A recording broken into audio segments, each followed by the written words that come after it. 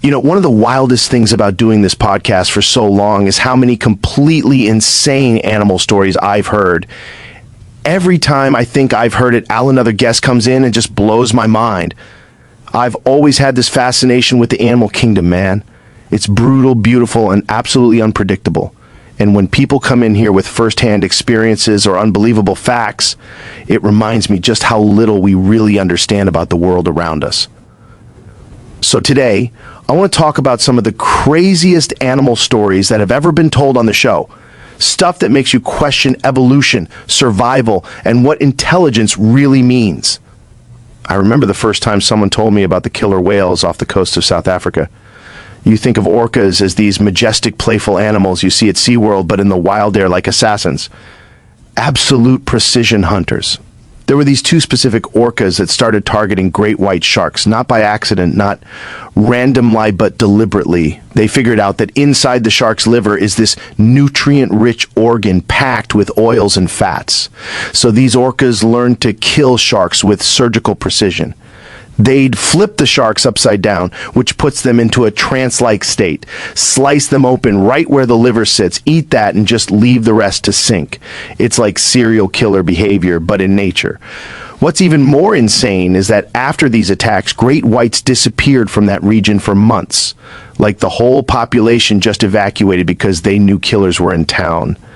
That level of communication, that ripple effect through an ecosystem, it's terrifying and fascinating at the same time.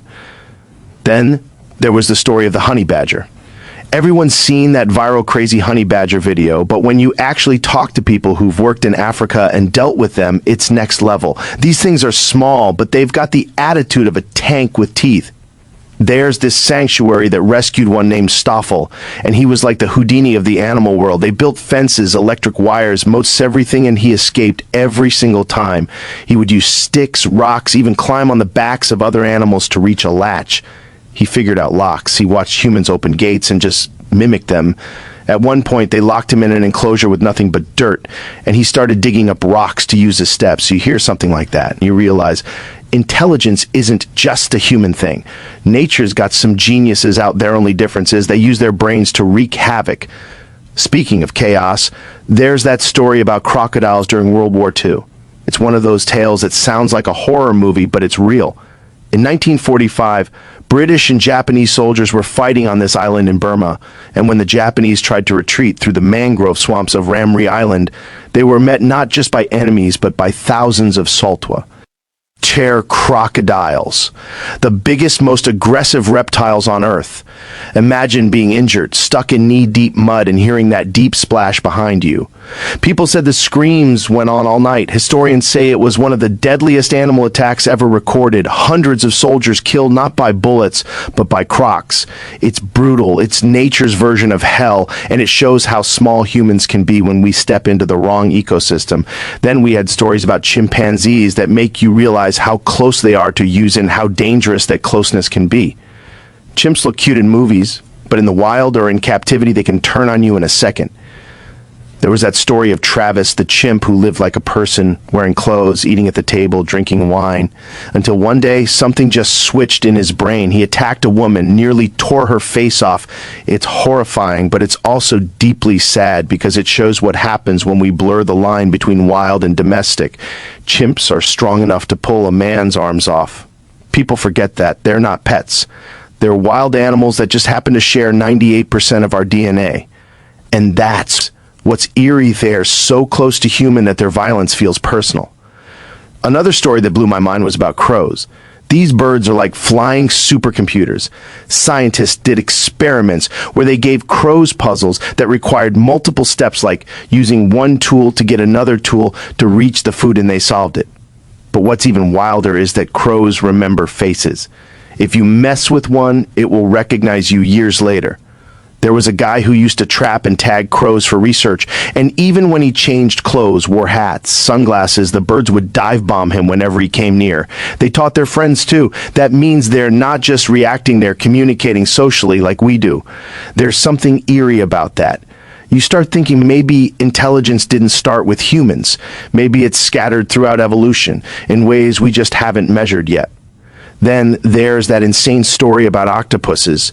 Every marine biologist who studied them will tell you these creatures are aliens. Literally, they think differently. Their nervous system isn't centralized like ours. Their arms can act independently, like each has a mind of its own.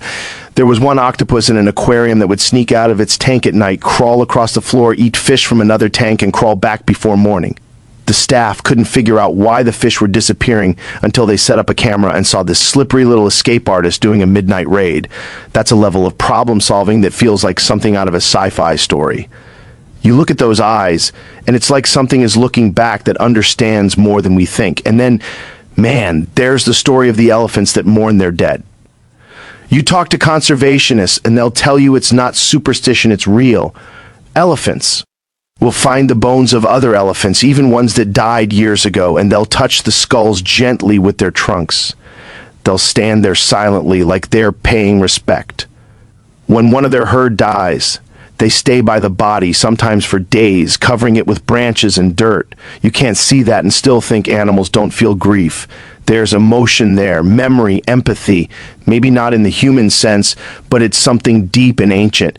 It makes you question where consciousness actually begins.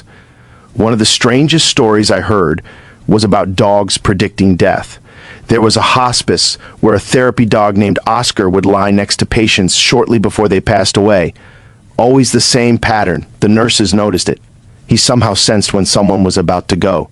Some scientists say maybe it's the scent of chemicals the body releases before death. But part of me thinks animals tap into something we can't measure. Dogs have this connection to human energy that science can't explain away entirely. That's why we call them man's best friend. They are tuned into us in ways we don't even understand ourselves. Then there's the story of dolphins rescuing humans. Surfers, sailors, people stranded at sea, they all tell similar stories. A pod of dolphins appears out of nowhere, circles them, and guides them towards safety or keeps sharks away. It sounds like a myth until you hear it from multiple credible people who have no reason to lie. It's almost like they sense distress.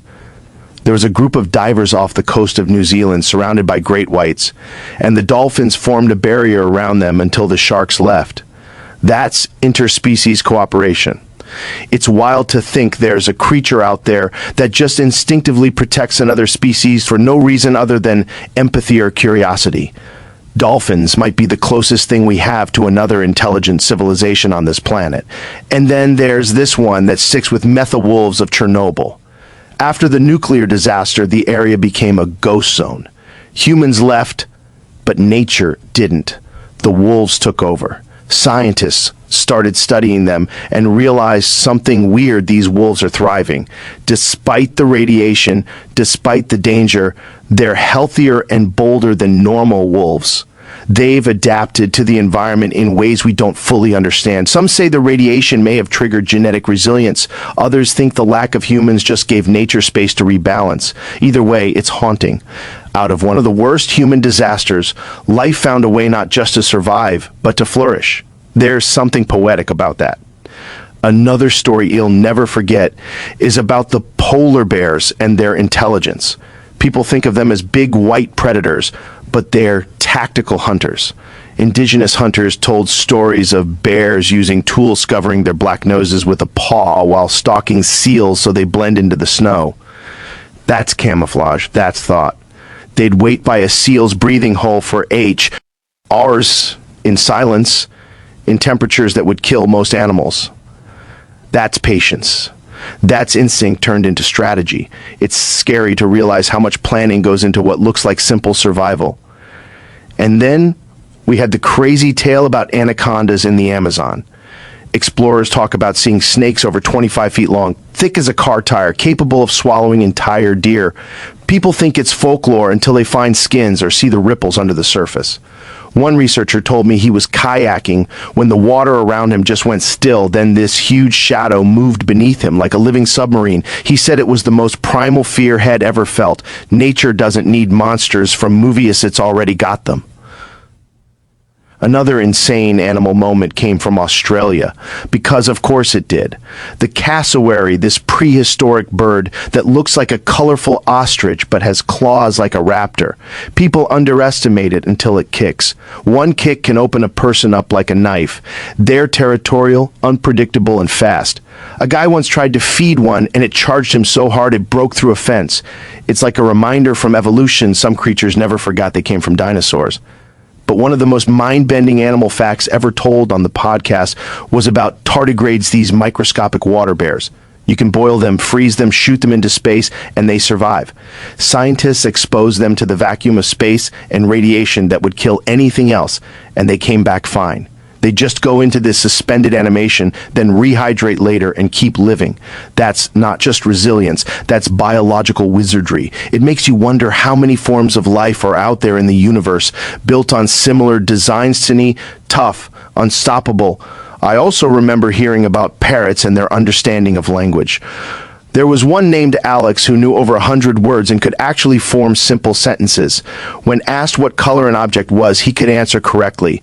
But the crazy part was when he made up combinations of words to describe things he hadn't been taught.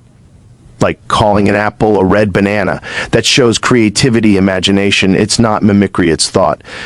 When Alex died, his last words to his trainer were, "You be good, I love you." You can't hear that and not feel something. Intelligence isn't binary. It's a spectrum, and maybe animals sit closer to us on that line than we're comfortable admitting.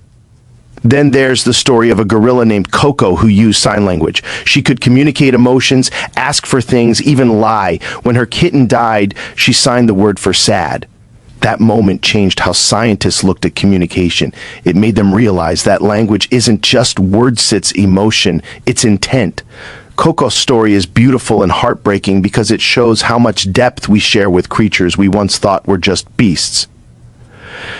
I remember hearing about the reintroduction of wolves to Yellowstone and how it completely reshaped the ecosystem. The wolves hunted elk, which changed the grazing patterns, which allowed trees and vegetation to grow again, which brought back beavers and birds. Even the rivers changed course because of how the new vegetation stabilized the banks. One species altered an entire landscape. That's the balance of nature, interconnected, delicate, and incredibly complex. You remove one piece, everything falls apart. You add it back, and life finds its rhythm again. And if we're talking crazy, you can't forget the story about the immortal jellyfish. It's this tiny creature called Turritopsis dohrnii. When it gets injured or stressed, instead of dying, it reverts back to its juvenile form and starts life all over again. It's like hitting a biological reset button. It could, in theory, live forever. Immortality isn't science fiction. It's floating quietly in the ocean right now. That idea alone melts your brain. Then you've got animals that use tools in the wild, like sea otters cracking shells with rocks or orangutans using sticks to fish for termites. But there's this one story about a dolphin that picked up a piece of coral and used it to scratch its back. That's not instinct, that's comfort seeking, that's pleasure. It's such a small, human-like gesture, but it changes how you view intelligence. It's not all about survival, it's about experience. And you can't forget about the frogs that freeze solid in the winter and come back to life in spring. Literally, they're popsicles for months, heart stopped, no breathing, no movement. Then when the weather warms up, they thaw out and hop away like nothing happened. That's some next-level adaptation. Nature just laughs at the limits we think exist. There's another story about whales communicating across oceans. Blue whales use infrasound so deep that we can't even hear it. Their calls can travel hundreds of miles underwater. They might be talking to each other across entire ocean basins. Imagine that, a language so vast and slow, humans can't even perceive it. Maybe there's a kind of wisdom in that, a rhythm of life we're too fast to notice.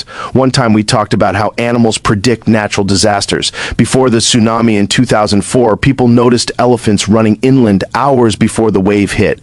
Dogs were restless. Birds vanished. It's like they felt the earth shifting. Maybe they sense vibrations. Maybe it's instinct, but whatever it is, they picked up something that billions of dollars worth of technology didn't. That tells you nature still got the upper hand. And then, the last story, probably my favorite, ties about loyalty. There's a dog in Japan named Hachiko. Every day he'd wait at the train station for his owner to come home from work. One day, The owner died suddenly at work and never came back, but Hachiko kept waiting. Every single day for almost 10 years, he showed up at that station, sat in the same spot, and waited. People started feeding him, caring for him, but he never stopped waiting. Eventually, they built a statue of him right here. That's love, pure and unexplainable. No science, no logic, just devotion. You can't fake that. When you stack all these stories together, it makes you realize that animals aren't just background characters in the story of Earth. They're part of the same cosmic puzzle we are. They think, they feel, they plan, they love, they rage, they mourn. They've got cultures, languages, and instincts that go way beyond what we call intelligence. The world is this living, breathing network of minds and hearts that don't always look like ours, but beat with the same primal rhythm. Every time I hear these stories, I feel this mix of awe and humility. Like, man, we're guests here. We share this planet with creatures that have been around long before us and will probably outlast us too. The killer whales, the elephants, the crows, the wolves, say, all carry lessons about survival, unity, and awareness. And maybe that's what fascinates me the most, the idea that somewhere out there right now there's an animal doing something that would blow our minds if we just paid attention. That's the beauty of the natural world. It's endless, it's wild, and it's full of stories that remind us we're just another species trying to figure it all out.